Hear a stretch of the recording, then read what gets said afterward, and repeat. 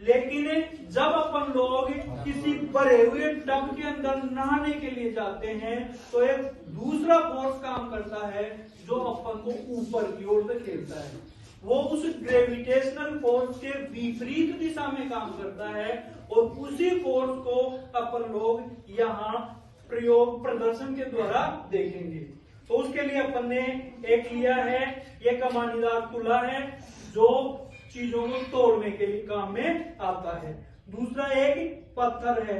सबसे पहले अपन इस पत्थर का वेट देख लेते हैं कितना है। दिख रहा है? एक आके मेजर करो कितना है। भूमिक देख। इसका वेट है 930 ग्राम। कितना है? 930 ग्राम। देखो आगे आ जाओ कोई भी एक।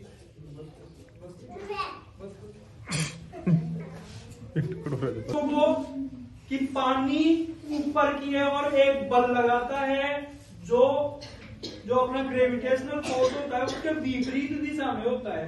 अब अपन जैसे ही इसको पानी के अंदर डालेंगे ये ऊपर की ओर बल लगाएगा पानी और इसके बाहर में क्या हो जाएगी? कमी हो जाएगी। और जितनी बाहर में कमी होगी, जैसे ये पानी यहाँ टकरा हुआ है, वो उतना पानी ऊपर आ जाएगा इसमें। और इस बल को अपन कहते हैं फ्लोटिंग फोर्स। देखना ऊपर देखो 930 ग्राम बता रहा है ना, आ गया कितना हुआ अभी? हो गया ना?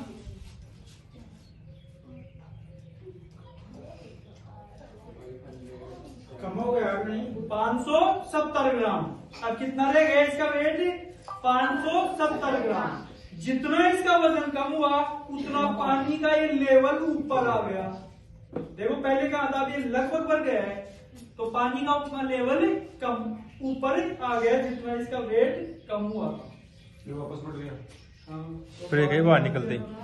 नहीं यार वापस भी बढ़ जाएगा अगर बाहर तो ये जो बल काम करता है इसको अपन कहते हैं उत्प्लावन बल। बायोएनसी फोर्स। उत्प्लावन बल। अब इस बल ने इस सिद्धांत का उपयोग सबसे पहले एक वैज्ञानिक ने या दार्शनिक ने किया था जिसका नाम था आर्किमिडीज। उसने सोने की शुद्धता को जांचने के लिए इस एक्सपेरिमेंट का उपयोग किया था। पहले के जमाने में राजा महाराजा हुआ करते थे।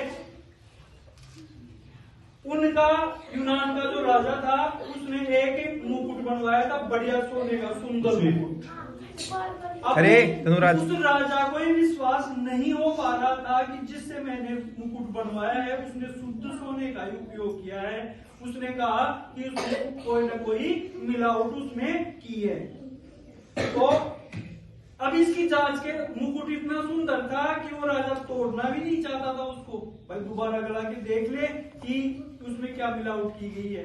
बगैर तोड़े हुए वो सोने की शुद्धता को जांचने का एक प्रश्न था। वो राजा ने आर्किमिडीज को कहा कि तुम इस पता लगाओ बगैर इसको तोड़े हुए कि ये शुद्ध सोने का बना हुआ है या नहीं है।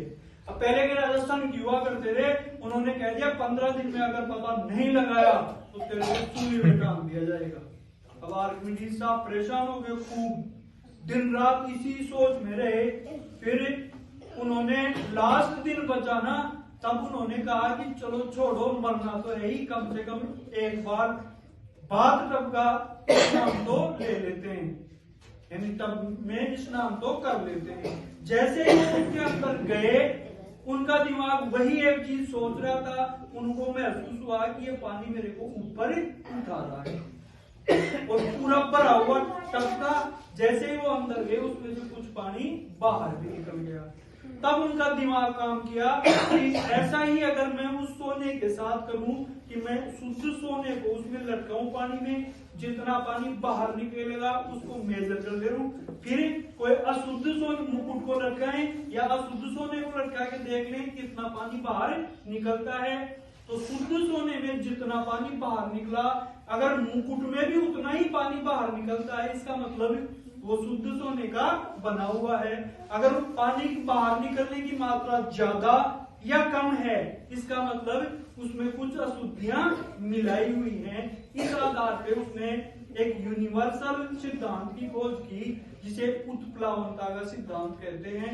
और वो दार्शनिक इतना पागल था कि यूनानी भाषा में 4 शब्द बोलते बोलते वो दौड़ा, उस वक्त उसके दिमाग में ये आइडिया है ना, तब यूरेका यूरेका यानी मैंने पा लिया, मैंने खोज लिया।